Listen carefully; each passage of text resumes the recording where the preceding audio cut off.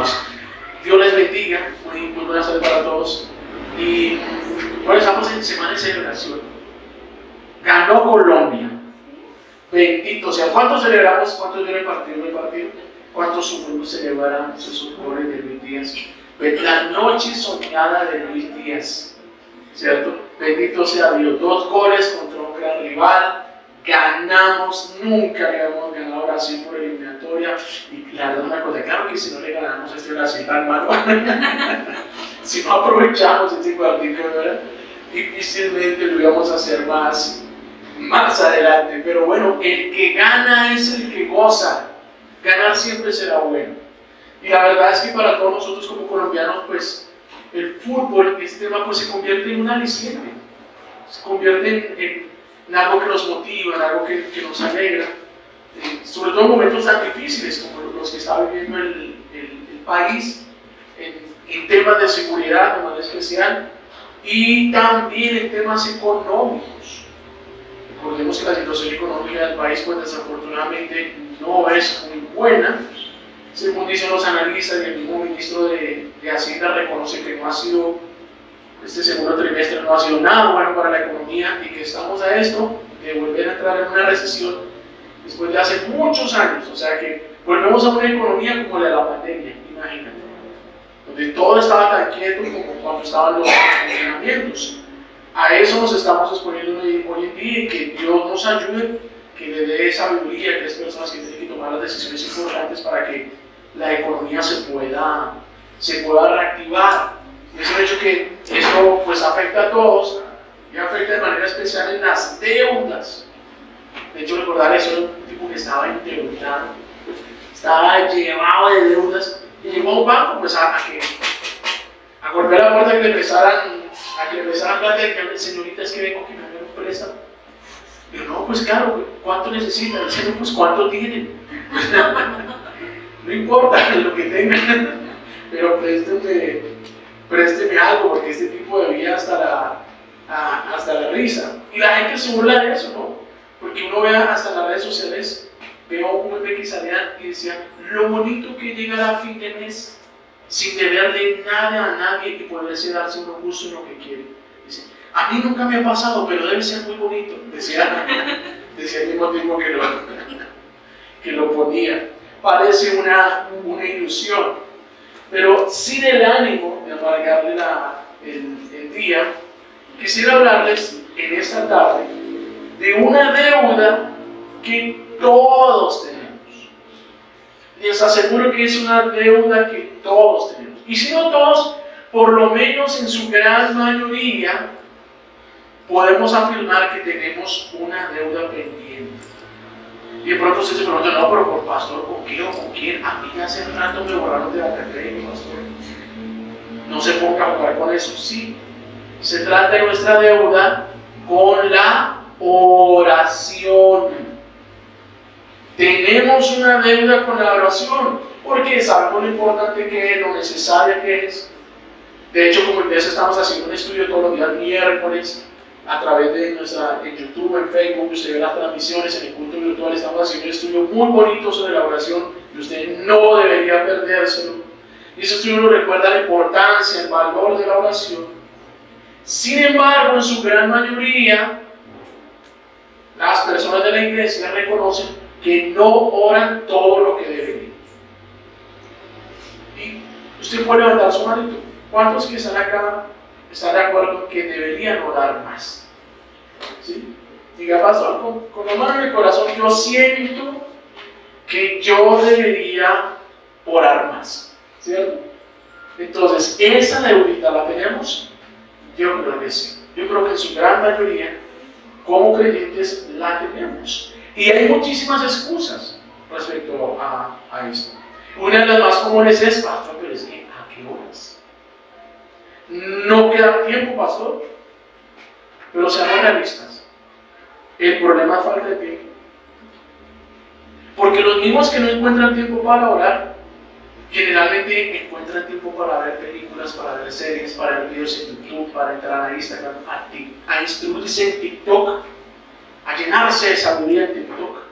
Les queda tiempo, ¿sí? Pero para orar, alcanzamos. Entonces, amado, realmente no es falta de tiempo, sino es falta de motivación. Ahora la pregunta es, entonces, pastor, ¿cómo o en dónde encontramos esa motivación?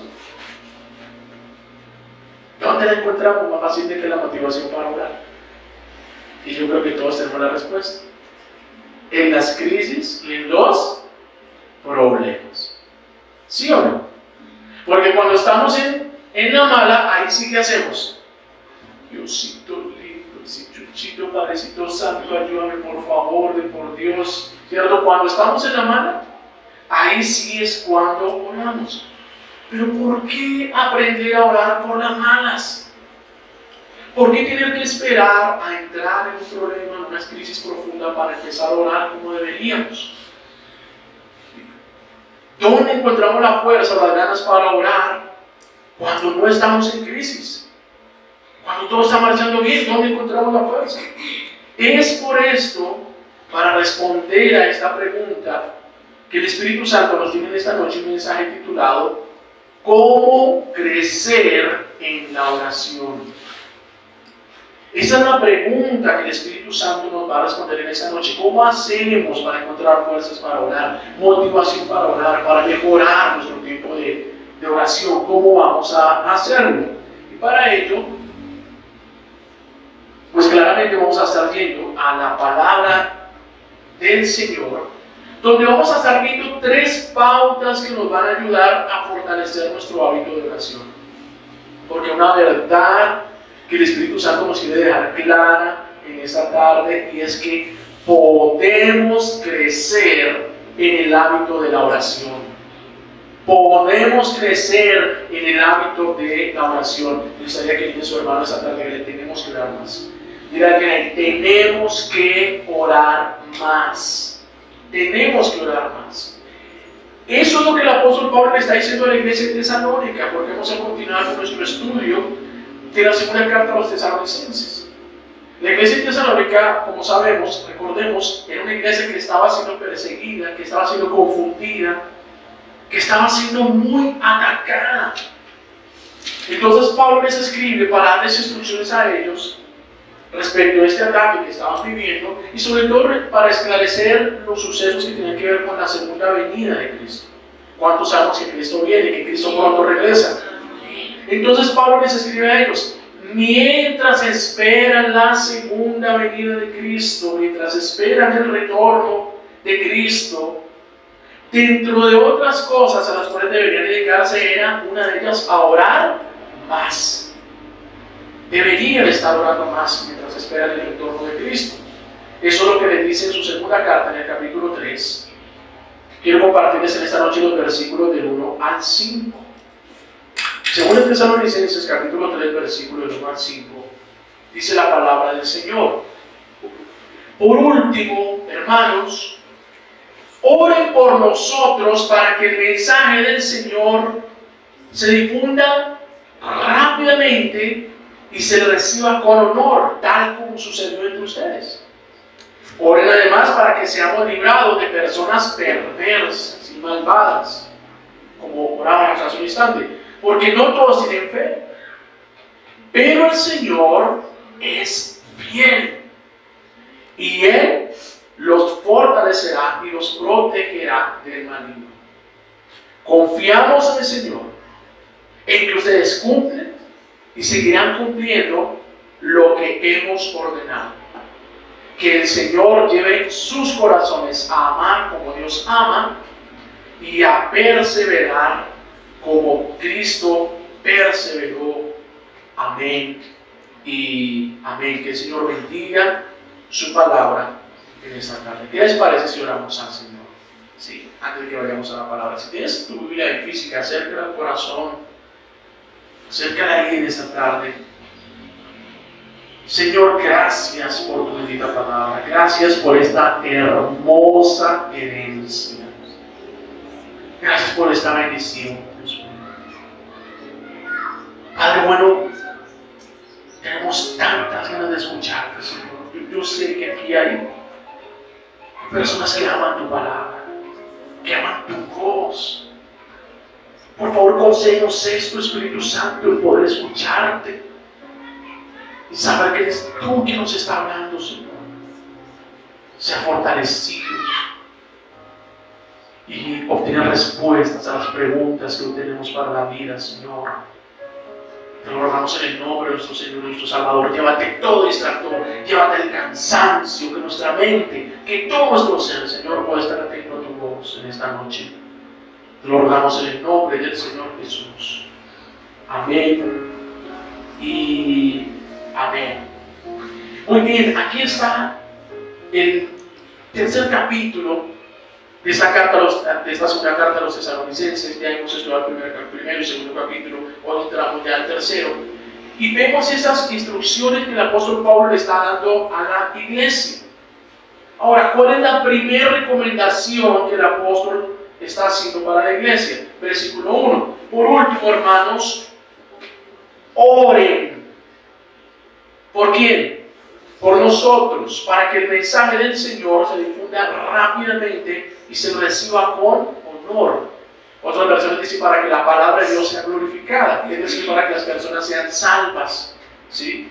Tal como sucedió entre ustedes. Oren para que, así como hubieron personas que aceptaron el mensaje del Evangelio, como ustedes lo aceptaron, haya otros que también lo reciban prontamente. Es decir, Pablo está orando, diciendo, oren para que nuestro trabajo sea efectivo, tal como sucedió entre ustedes. Oren para que nuestro trabajo sea efectivo. Ahora, ¿quién está pidiendo la oración? Pablo. ¿Pablo era un principiante en evangelismo? No. Pablo era un experto evangelista, era experto en eso. Sin embargo, él pide oración para que su trabajo dé fruto. Y esto nos está señalando la primer pauta que nos va a llevar a nosotros a crecer en la oración. Y es que si queremos crecer en la oración, necesitamos renunciar a la autoconfianza. ¿Quieres crecer en la oración? Necesitas renunciar a la autoconfianza. Porque cuando una persona deja de orar, lo que está dando por hecho es que su habilidad o que su capacidad es suficiente para que las cosas salgan bien. Y uno está diciendo es, Dios, yo no te necesito. ¿Por qué? Porque yo soy profesional. Porque es que yo tengo mi empresa. Porque es que yo sé qué es lo que estoy haciendo. ¿Cierto? ¿A cuánto nos gusta aquí? ¿A cuánto nos gusta que nos critiquen el trabajo? Y sobre todo cuando nos lleva tiempo haciéndolo. ¿Sí? Piensa en tu actividad. Y cuando alguien viene a señalar algo que tú hiciste, que llevas tiempo, porque eso lo hice. No sé yo. Vivimos tan seguros de aquello que nosotros hacemos, que en ocasiones caemos como en esa red, en esa trampa, que cuando vamos a emprender algo simplemente, como eso yo ya lo sé, pues vamos a la fija porque no, vas conmigo. Y recuerdo, yo creo que se los conté un compañero en la planta donde trabajaba, que siempre pasaba algo y siempre decía, ingeniero, menos mal estaba yo. Pues aún así cometía la parada, pero por lo menos estaba para darse cuenta. Siempre decía, menos mal que estaba yo, ingeniero. ¿Sí? Entonces, a veces cometemos ese error de la autoconfianza. Decir, no, es que mi cuenta va cada día. Mi tarjeta de crédito son suficientes, con esa me disparo para lo que necesite. Y caemos en ese error. Pero pregunta, ¿alguna vez te ha pasado que habiendo hecho todas las cosas bien, aún así las cosas te fallan? ¿Te han salido mal? ¿Alguna vez te ha pasado? Pasa muchas veces.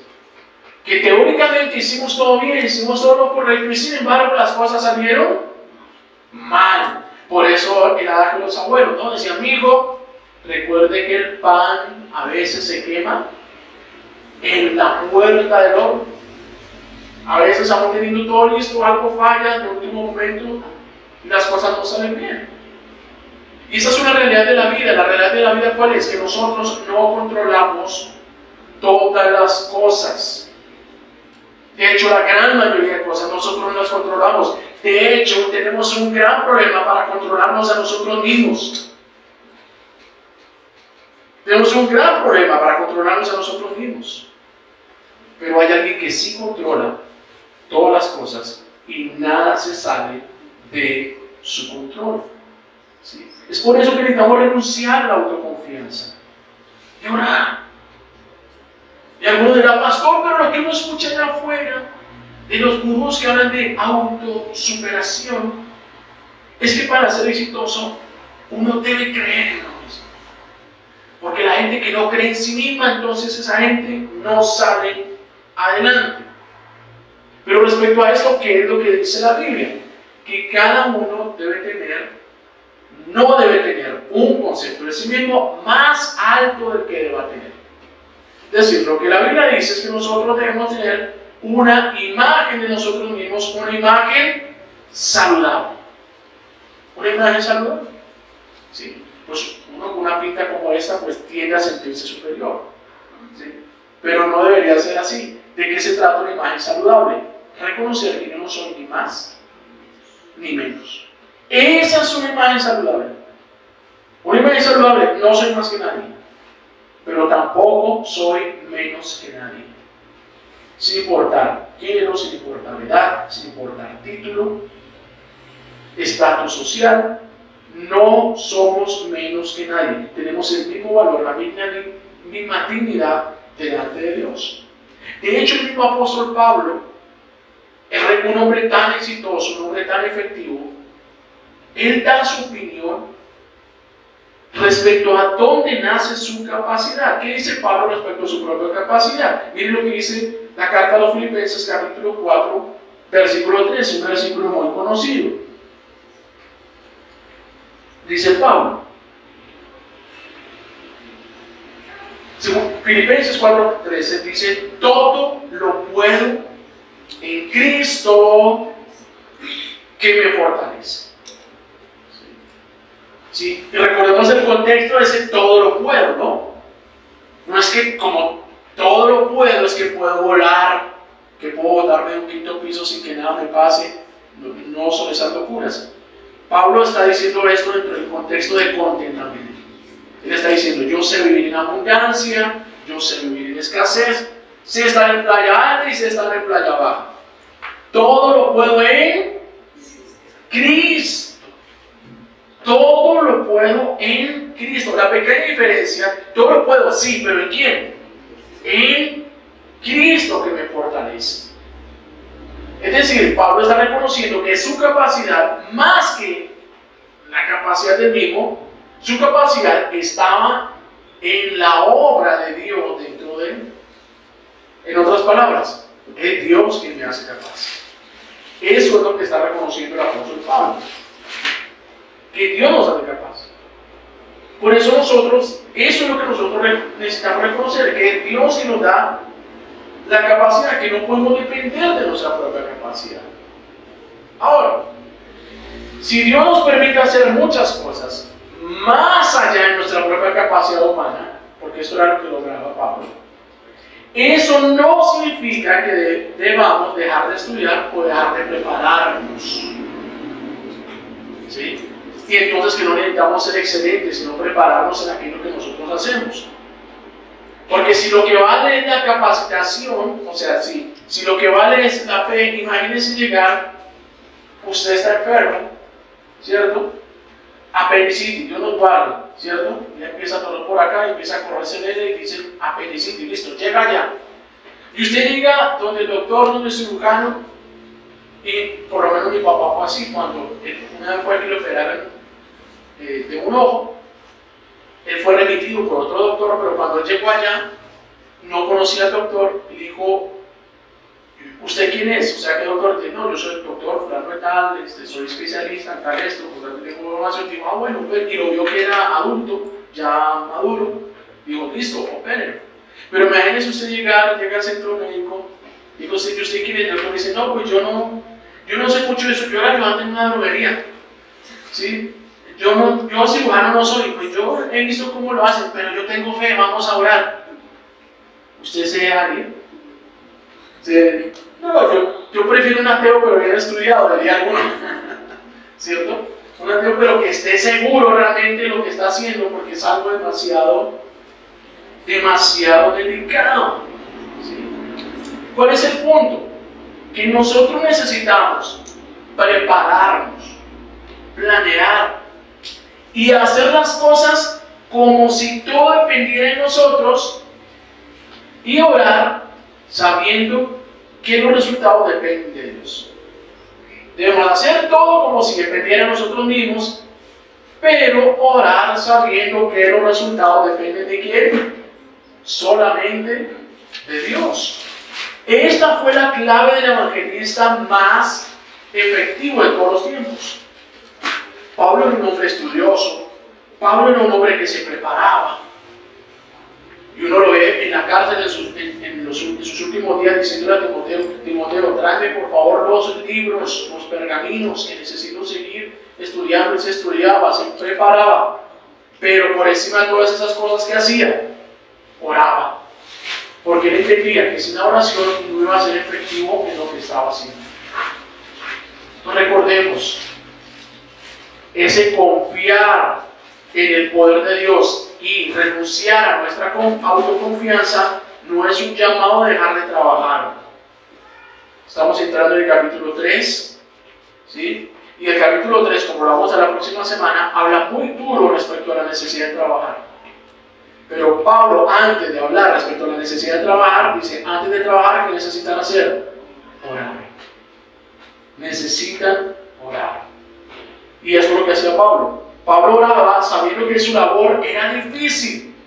Y no solo difícil, sino también peligrosa. Por eso dice el versículo 2, oren además para que seamos librados de personas perversas y malvadas, porque no todos tienen fe. Y es que si usted conoce la historia, si usted lee el libro de los Hechos de los Apóstoles, cuando Pablo llega a Tesalónica, no puede durar mucho tiempo allá. De hecho, cuando él arrancó la iglesia, esa iglesia nació fue casi que un encuentro fugaz, porque Pablo no pudo durar mucho tiempo allá, tuvo que salir corriendo a Berea, porque la gente de Tesalónica lo iba prácticamente que a matar. Y esto no le pasó una sola vez, en varias oportunidades Pablo tuvo que salir huyendo, cuidando su propia vida. ¿Sí? Pero Pablo entiende que esa oposición que él estaba viviendo realmente era una oposición de tipo espiritual. Por eso dice el versículo 3, en este mismo contexto Pablo dice, pero el Señor es fiel, y Él los fortalecerá y los protegerá ¿de quién? Del maligno. Por eso, aquí está la segunda pauta, amados, que nos va a ayudar a crecer en la oración. Es que para crecer en la oración necesitamos reconocer la realidad del conflicto espiritual. Reconocer esa realidad. ¿Cuál es la primera pauta? Renunciar a la autoconfianza o la autosuficiencia, ¿cierto? Y la segunda pauta, reconocer la realidad del conflicto espiritual. Porque nosotros tenemos una lucha espiritual y no podemos vivir ignorándola. Recordemos lo que mismo Pablo escribe en Efesios 6. No tenemos lucha contra carne y sangre, sino contra principados, potestades, huestes espirituales de maldad.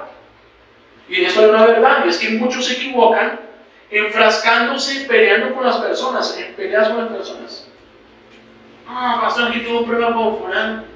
No, pastor, es que mi jefe me llama la mala. No, es que el indio ese, en aquel eso me trata tan mal, ¿cierto? Que piensan que el problema es con la persona. Pero lo que dice la Escritura es que el verdadero problema o la verdadera pelea es con otro enemigo. ¿Cuál es ese enemigo? El diablo. Si las personas fueran más conscientes, y sobre todo si los creyentes y los cristianos fueran más conscientes de esta realidad, les aseguro que orarían más. Si fueran más conscientes de la realidad de esta lucha. Pablo lo era. ¿Y qué hacía? Oraba y pedía oración por él. Pedía intercesión por él. Entonces, amados, aquí hay una gran verdad, y es que nosotros no podemos vivir la vida cristiana de una manera tan ingenua como si nada estuviera pasando a nuestro alrededor. No podemos vivir como los pitufos. ¿cierto? Algunos creyentes quieren vivir así, pero hasta ellos se cuidan de Gargamel, ¿sí? Hasta los pitufos se cuidan de Gargamel. No podemos vivir una vida tan ingenua. Y respecto a eso, amado, respecto a las estrategias del enemigo, la estrategia que más resultado le ha dado es la distracción. Es tener a los creyentes distraídos. Porque tiene en el mundo a la mayoría de gente, y tristemente aún a muchos cristianos, embobados gran parte del día, como les digo, edificándose en TikTok, en Instagram, en YouTube. Y a veces, muchas veces son contenidos que de espiritual no tienen nada. Puede que no tenga necesariamente algo de pecaminoso, pero muchas veces son simplemente bobadas, cosas que no edifican. Y especialmente eso pasa con nuestros jóvenes. Los tienen distraídos, desconectados de la realidad terrenal y ciegos respecto a la realidad espiritual también. Recordemos, hasta las abuelas lo tenían claro. Ellas decían: mijo, no hay que creer en brujas, pero que las hay, las hay. Y es que, miren, este es el contexto de la gran... Lo que pasa es que a veces de pronto en las grandes ciudades como Bogotá pareciera que no fuera tan así, pero sí es. Usted va a la gran mayoría de municipios de Colombia, debido a entre otras cosas, al abandono estatal, debido, entre otras cosas, a que los servicios de salud son tan malos, son tan precarios y tan eficientes en la mayoría de municipios. ¿Para dónde corre la gente del campo? A donde el brujo, a donde el terwa, donde el terbatero, a que lo recen, ¿sí? Y eso lo hacen, incluso lo hacen con el ganado cuando tienen dificultad de irnos del veterinario, o el veterinario está lejos o cobra muy caro, llevan el brujo para que le recen el ganado. Porque hay maleficios que le meten al ganado, lo que sea. Pero entonces eso es cultural y esa cultura es demasiado antigua. Estamos en pleno siglo XXI, año 2023. Todavía sigue siendo mayoritariamente en nuestros campos esa situación. Especialmente por el tema de la salud. ¿Sí? Y todos sabemos, yo creo que la gran mayoría de personas de acá de la ciudad, en esta generación, estamos conectados con el campo. ¿O hay alguno aquí que tenga 3 o 4 generaciones de rolos, de cachacos? Yo me imagino que no. Todos tenemos, si no es nuestros padres, por lo menos nuestros abuelos, tenemos a alguien que tiene ese concepto del campo. Entonces, y esa gente está acá, todos llenamos, o sea, toda la ciudad está inundada de esa cosmovisión y de esa cultura. Lo que pasa es que aquí no se hace tan a la vista, de manera tan evidente. Pero que funciona, y que se hace. O sea, funciona para lo malo, o sea, que se practica. Y el propio Señor Jesús era tan consciente de esta realidad de la lucha espiritual que en la oración modelo que Él nos dejó, ¿cuál fue la oración modelo que el Señor nos dejó? El Padre Nuestro. ¿Cuál es la última petición del Padre Nuestro? No nos dejes caer en tentación y líbranos del mal. El mismo Señor Jesús lo tenía claro, tenía clara la importancia de hacer este tipo de oración. Ahora, reconocer esta realidad espiritual no significa que ahora se tiene que empezar a ver el diablo hasta en la sopa, ¿no? ¿Sí? Porque ese es otro extremo, ese es el problema de algunos, que ya de pronto alguno medio se resfrió, le dio gripa, soltó un estornudo, ¡pam! Espíritu de gripa, te reprendo, diablo de gripa en el nombre de Jesús. Y realmente eso tampoco, la idea no es llegar a ese extremo. Pero sí, amados, es un llamado del Señor a no ser ingenuos, a abrir nuestros ojos a una realidad que día a día enfrentamos, porque es que la estamos enfrentando. Por eso, como creyentes, no podríamos o no deberíamos tener la guardia abajo, esperando a que el enemigo y dejándonos cascar del diablo a toda hora. Recordemos que Jesús habló de poner la otra mejilla, sí, pero a aquellos que nos persiguen por causa del Evangelio. No dijo de ponerle la otra mejilla al diablo. De eso no dijo absolutamente nada. De hecho, la recomendación de Santiago es muy clara. Santiago, capítulo 4, versículo 7, lo dice de manera muy clara. Dice Santiago 4, 7. Así que sométanse a Dios, resistan al diablo y él huirá de ustedes. Sométanse a Dios. Resistan al diablo. ¿Qué hay que hacer con el diablo? Resistirlo, enfrentarlo. ¿Y qué va a hacer el cobarde? Va a huir. Porque somos muy poderosos y muy fuertes. Por aquel que está a nuestro lado, que es grande y a quien Él le tiene terror. Pero el Señor nos manda a resistir. Nos manda a resistir y Él huirá de ustedes. Entonces, amados, varias de las crisis que en ocasiones enfrentamos no son más que el resultado de esa oposición del diablo. Entonces, a veces son conflictos con el uno, conflictos con el otro. A veces son un poco de peleas tontas en la casa. Por cosas que no tienen nada de gravedad. Pero se arman unas peleas innecesarias. ¿Quién está ahí celebrando y aplaudiendo? El diablo está ahí celebrando y aplaudiendo. ¿Sí? En ocasiones, cosas que se dañan, ambiente espiritual pesado de casa, enfermedades que los médicos no consiguen diagnosticar. Va donde uno, especialista A, B, C, D, pero sigue maluco y no lo encuentran. En ocasiones son asuntos claramente espirituales. Otra forma como se ve esa oposición es en ese cansancio, ese sueño continuo, esa pereza, sobre todo cuando queremos orar, cuando queremos leer la Biblia, cuando queremos buscar de Dios, esa pereza espiritual, ese desgano. ¿Sí? Muchas veces que es el diablo oprimiendo. Sábado en la tarde, no, te queda el culto, no, pero es que. Entonces se cumple lo que decimos, ¿no?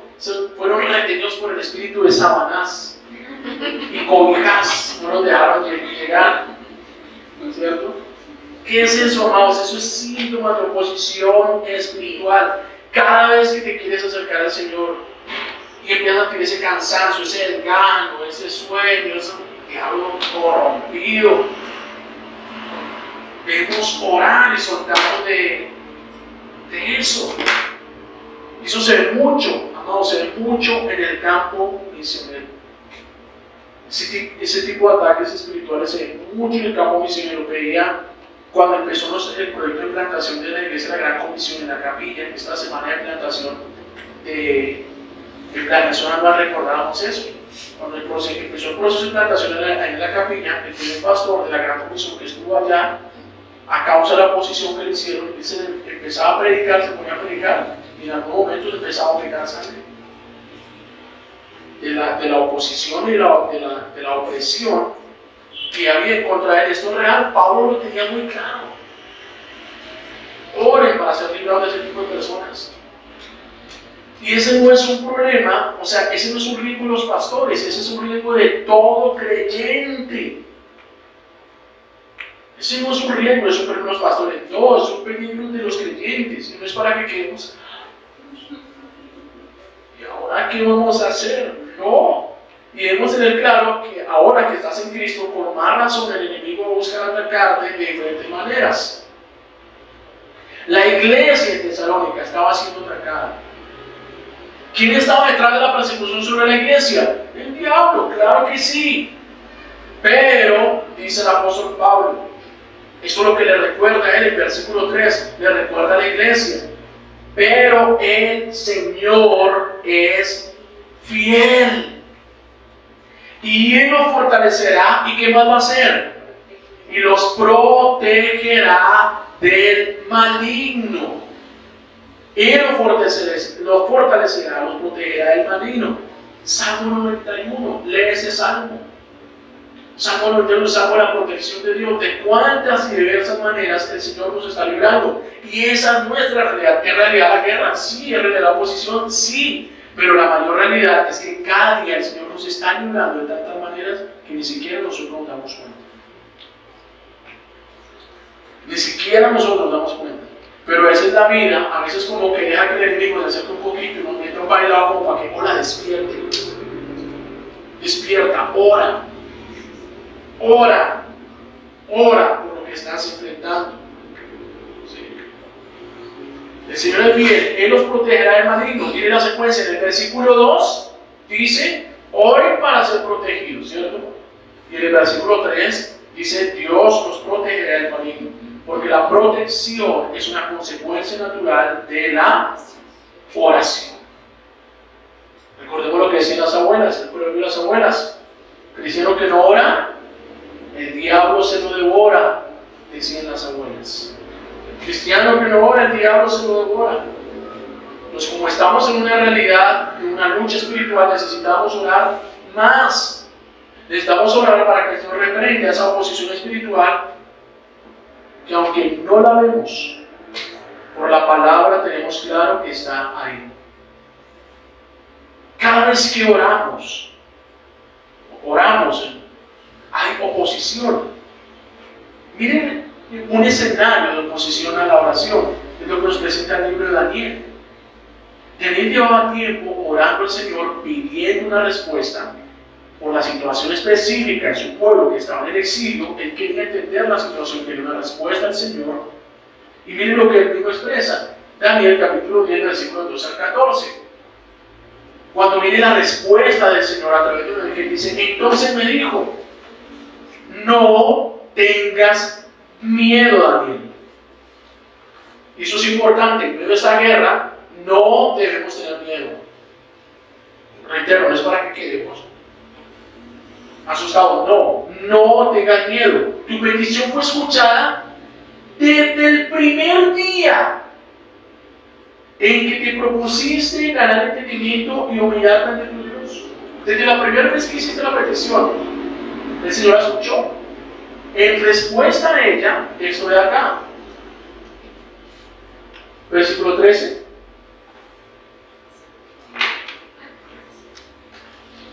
Dice el texto, pero durante 21 días el príncipe del reino de Persia se me opuso. Así que acudió en mi ayuda Miguel, uno de los principales príncipes, y me quedé allí con los reyes de Persia. Pero ahora he venido a explicarte lo que va a suceder a tu pueblo en el futuro, pues la visión se refiere a un tiempo aún por venir. Daniel orando, pidiendo claridad de parte del Señor. ¿Cuánto tiempo se le opuso el diablo? Un príncipe, el príncipe de Persia, un principado. ¿Cuánto tiempo se le opuso? 21 días se le opuso. Pero el Señor envió ¿a quién? Al arcángel Miguel. Y vino un arcángel, retiró aquella oposición, y Daniel, entonces ahí fue cuando llegó la respuesta, le aclara a Daniel de aquello que estaba por venir. Entonces Daniel tiene un propósito y el enemigo se lo opuso. Pero al ser removida esa oposición, la situación fue transformada. Entonces, igual, amados, trayendo eso, lo que Pablo le está diciendo a los tesalonicenses. Pablo entiende que la iglesia está siendo perseguida, que la iglesia está confundida. Y aún en medio de esa situación que está viviendo la iglesia, algunos hasta se han descarriado. Porque algunos hasta empezaron a vivir de una forma desordenada. Pero Pablo confía en el poder de la oración. Y que a través de la oración esa situación va a ser cambiada y ellos volverán al orden en el cual venían siendo discipulados. Y lo que dice el versículo 4, dice Pablo, confiamos en el Señor. Mira la visión de este líder espiritual. No confío en ellos, pero confío en el Señor. Y a través de la oración, confío en el Señor que ustedes cumplen y seguirán cumpliendo lo que hemos ordenado. Confío en el Señor que ustedes van a seguir obedeciendo la palabra. Confío en el Señor que ustedes van a corregir el camino. Confío en el Señor que a pesar de la persecución, ustedes van a perseverar. Confío en el Señor que Dios va a cambiar y va a transformar esta situación a través de la oración. para que dejen de ser una iglesia amedrentada por la persecución para ser una iglesia fuerte y renovada. Y aquí está la tercera pauta, amados, que necesitamos aplicar si queremos crecer en la oración. Es que necesitamos recordar su poder transformador. Necesitamos recordar esto, el poder transformador de la oración. Y es que realmente vale la pena orar. Porque la oración cambia las cosas, la oración transforma realidades.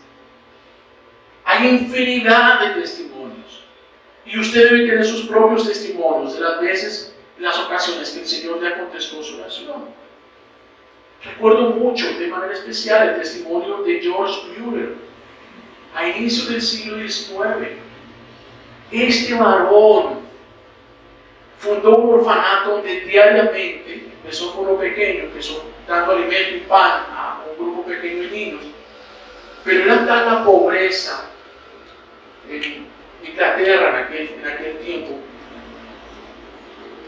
donde él estaba, era tal la pobreza, no estoy seguro si era en Inglaterra, pero en la ciudad donde él estaba era tal la pobreza que él llegó a atender 1000 niños diarios, y en ocasiones más de 1000 niños diarios a brindarles alimentos en su orfanato, sin tener que golpear nunca y tocar ninguna puerta, más que la puerta del cielo a través de la oración. Nunca buscó al gobierno, nunca buscó ninguna institución, ningún banco, ninguna empresa, ningún multimillonario para decir necesito. Jamás lo hizo. Y eso está documentado en diversas fuentes.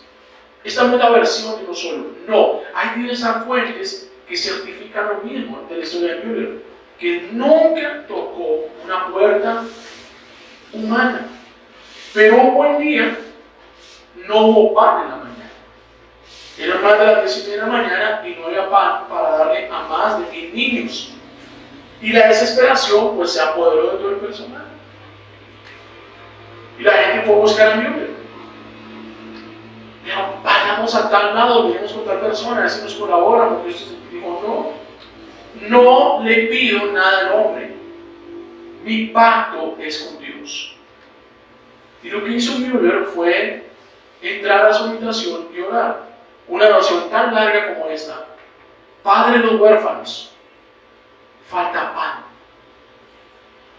Te lo pedimos hoy para tus hijos en el nombre de Jesús. Amén. Esas fueron las 3 horas de plegaria, esa fue toda la plegaria de Mueller. Y después de unos cuantos minutos, varios carros con pan pasaron por la puerta del orfanato.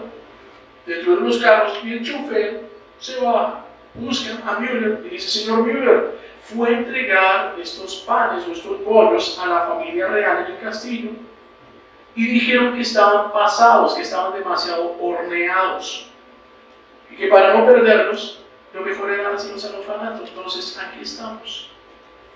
Y se fundaron tantas veces que llegaron con pan. Y la respuesta de Mueller dijo: no son los panes los que están pasados de punto, es Dios, que no como cada día tuvo misericordia de nosotros. Un día más de la misericordia de nuestro Dios. Entonces, amados, como veíamos al inicio del mensaje, Dios constantemente está dejando en nuestro camino problemas sin resolver. Cuestiones que fallan, cuestiones sin resolver. ¿Y para qué las deja ahí? Para motivarnos a orar. Porque la verdad es que nuestras dificultades son el principal motor de la oración. Sin embargo, el principal asunto que Dios quiere que resolvamos no es el problema que tenemos enfrente. El principal problema que Dios quiere corregir con nosotros es el de nuestro carácter. Es el de nuestro propio carácter. Porque esa preocupación en medio de la escasez está señalando el problema de nuestro carácter. O en medio de la enfermedad o en medio de diferentes situaciones. que están apuntando es a las debilidades, a la fragilidad de nuestra fe. Y el principal poder transformador de la oración no es sobre las situaciones, porque como todos lo sabemos, Dios no cambia automáticamente todo por aquello que oramos. Esa es la verdad. Dios no es el genio de la lámpara que cada vez que oramos, como que frotamos la lámpara y aquí estoy para concederte tus 3 deseos del día de hoy. No funciona así. Dios no es el genio de la lámpara. De hecho, hay diversas cosas por las cuales nosotros oramos. La realidad es que no cambian. Todos no somos George Jr. Esa es la verdad. Dios no siempre cambia la situación a través de la oración, pero siempre nos cambia a nosotros. No siempre cambia la situación, pero siempre nos cambia a nosotros. Y ese es el resultado que Pablo ve. Por eso dice el versículo 5, dice: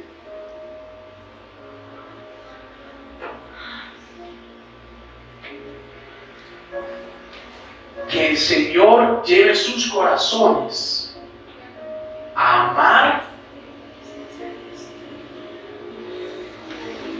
como Dios ama y a perseverar como Cristo perseveró. Que el Señor lleve sus corazones a amar como Dios ama y a perseverar como Cristo perseveró. Entonces Pablo confía en que los tesalonicenses, a través de la oración, lleguen a ese nivel de amar como Dios ama. ¿Y cuál es el nivel del amor de Dios? Enviar a Cristo. Lleguen a ese nivel de ofrecerse tanto por el otro, que lleguen a dar sus vidas el uno por el otro. Y que lleguen a ese nivel de perseverar como Cristo perseveró. ¿Hasta dónde perseveró Cristo? Hasta la cruz. Hasta las últimas consecuencias. Entonces recordemos, la oración no siempre cambia la situación, pero siempre cambia el que ora.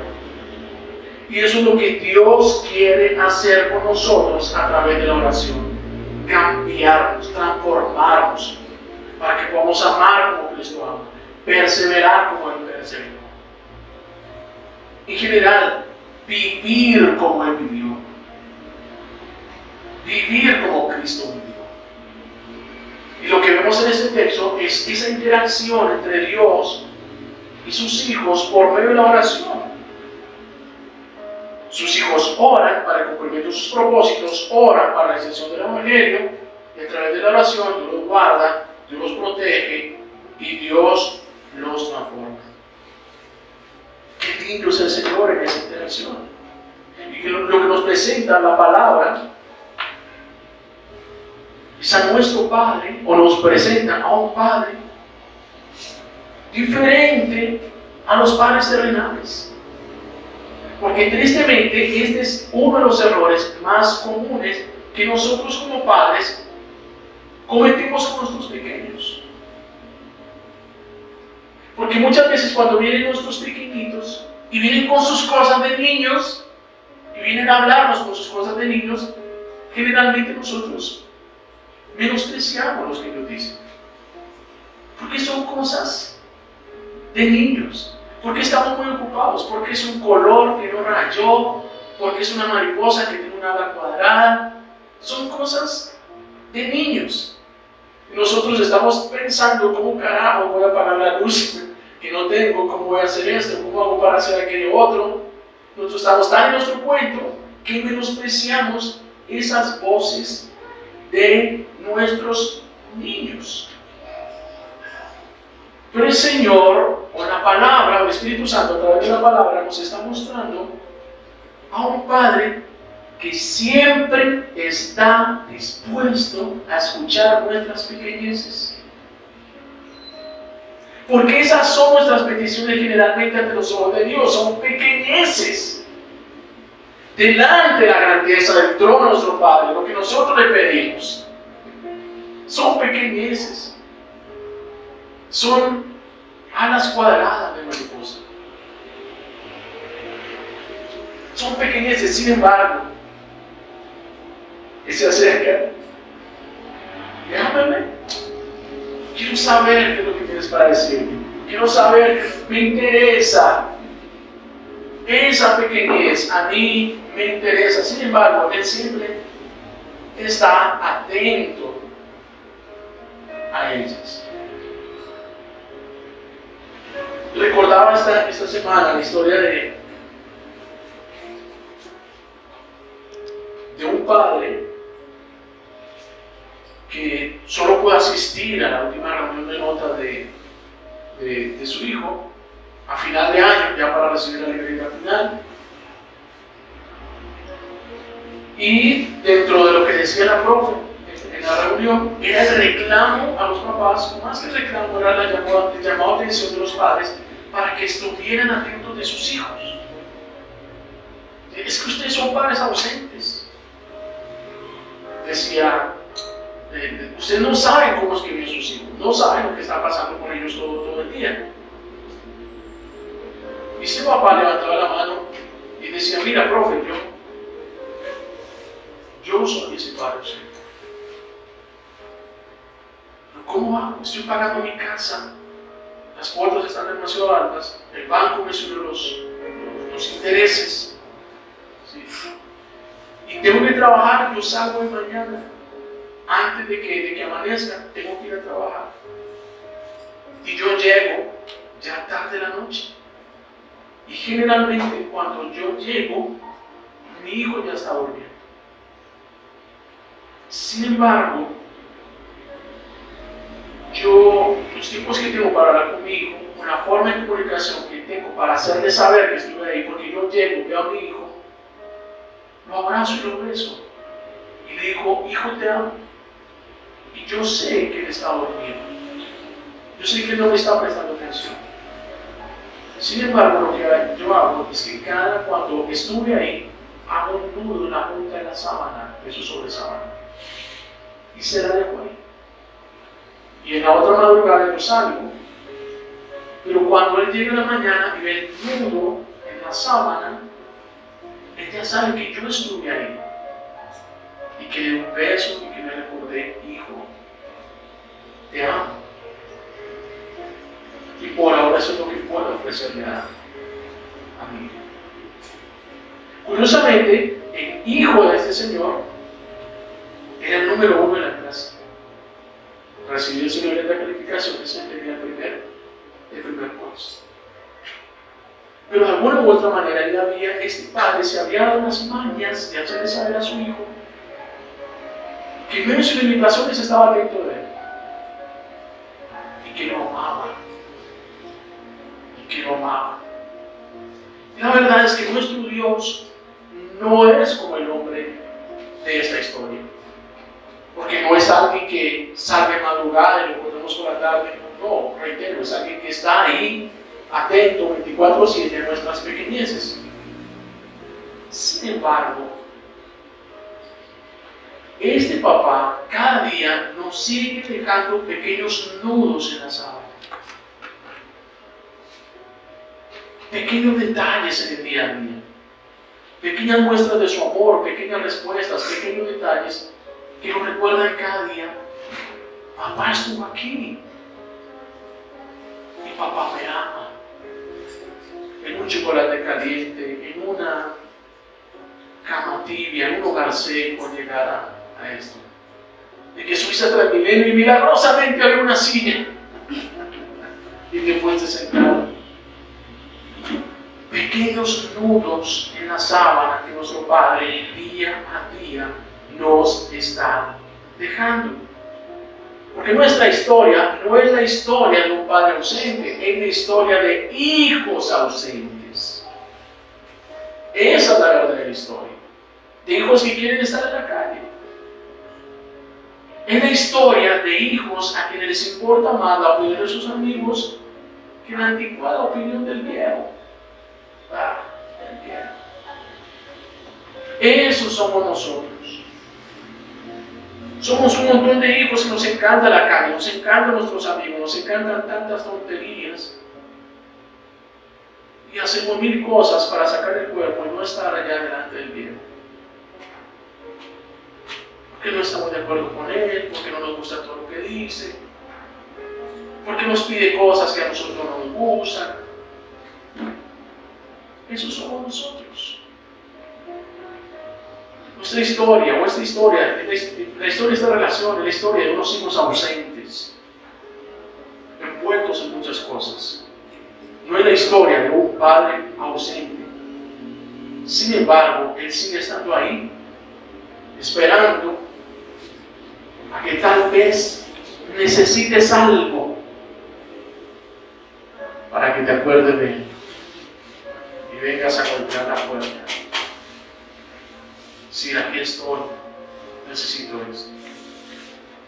Pero ese es nuestro Dios.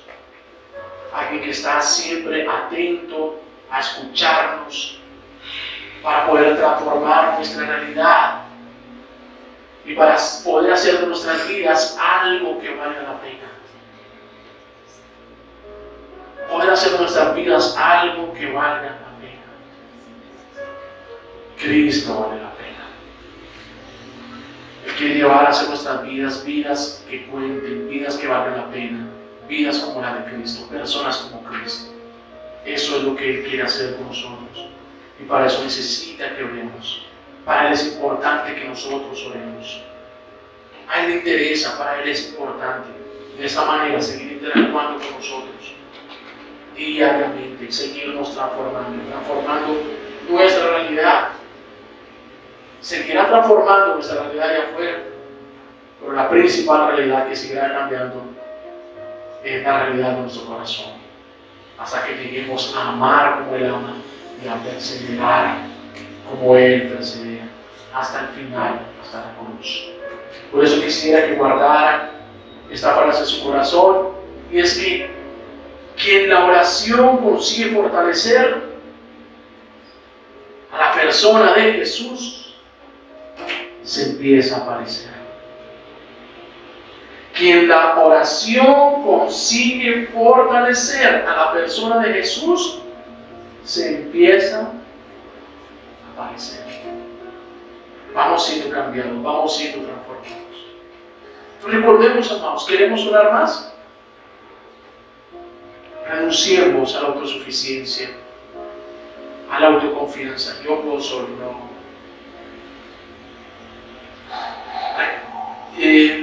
Recordemos su poder transformador, el poder transformador que tiene la oración, y reconozcamos esa realidad de la lucha espiritual.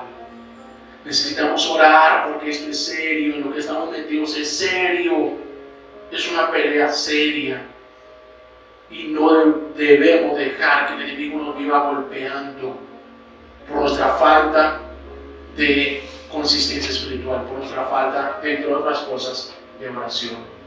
Si ¿qué les parece si puestos de pie aplicamos en este día una tarea para